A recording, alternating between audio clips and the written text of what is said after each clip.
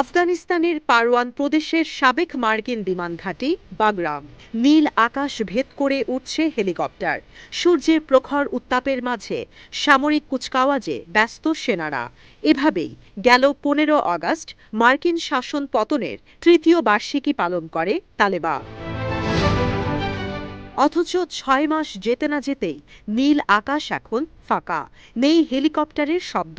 কারণ চুরি হয়ে গেছে 7টি ব্ল্যাক হক হেলিকপ্টার। সম্প্রতি হেলিকপ্টার চুরির ঘটনা সাড়া ফেলে দিয়েছে পুরো দেশ জুড়ে। তালেবানের দাবি, হেলিকপ্টারগুলো রাষ্ট্রের সম্পদ, তাই স্বার্থসিদ্ধির জন্য কোনো ব্যক্তির কাছে এটি রাখার অধিকার নেই। বিবৃতিতে সতর্ক করে জানানো হয়, হেলিকপ্টারগুলো ফেরত না দিলে ভোগ করতে হবে ভয়াবহ পরিণতি। সামাজিক যোগাযোগ মাধ্যম এক্সে তালেবানের প্রতিরক্ষা মন্ত্রণালয়ের অ্যাকাউন্টে প্রকাশ করা হয়েছে এই বিবৃতি। 2021 সালে আফগানিস্তান থেকে সেনা প্রত্যাহারের নির্দেশ দেন তৎকালীন মার্কিন প্রেসিডেন্ট ডোনাল্ড ট্রাম্প। তার এই নির্দেশনা শাপে বর হয়ে আসে তালেবানদের জন্য।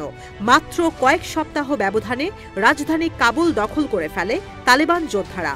প্রাণে বাঁচতে পালিয়ে সংযুক্ত আরব আমিরাতে আশ্রয় নেন দেশটির প্রেসিডেন্ট আশরাফ ঘানি।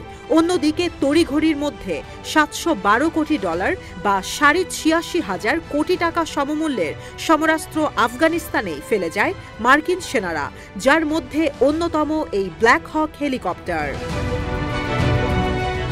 মূলত হেলিকপ্টারটি UH-60 ব্ল্যাক হক হিসেবে পরিচিত।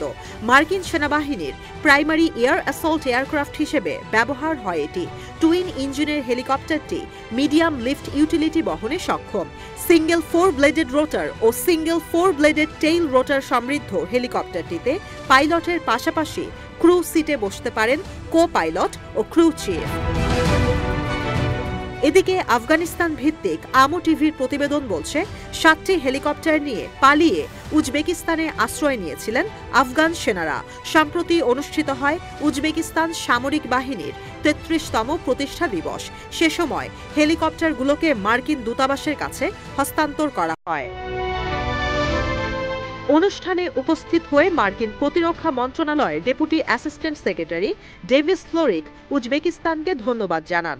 ওয়াশিংটন সেনাবাহিনীর সঙ্গে কাবুলে যৌথ অভিযান চালানোর বিষয়ে সহযোগিতা চাওয়া হয় তাশখন্দের কাছ থেকে। আমো টিভির প্রতিবেদন অনুসারে চুরিকৃত হেলিকপ্টারগুলো এখনও উজবেকিস্তানেই অবস্থান করছে, যা ফিরিয়ে আনতে তালেবান যোদ্ধাদের অভিযান পরিচালনার শঙ্কা রয়েছে।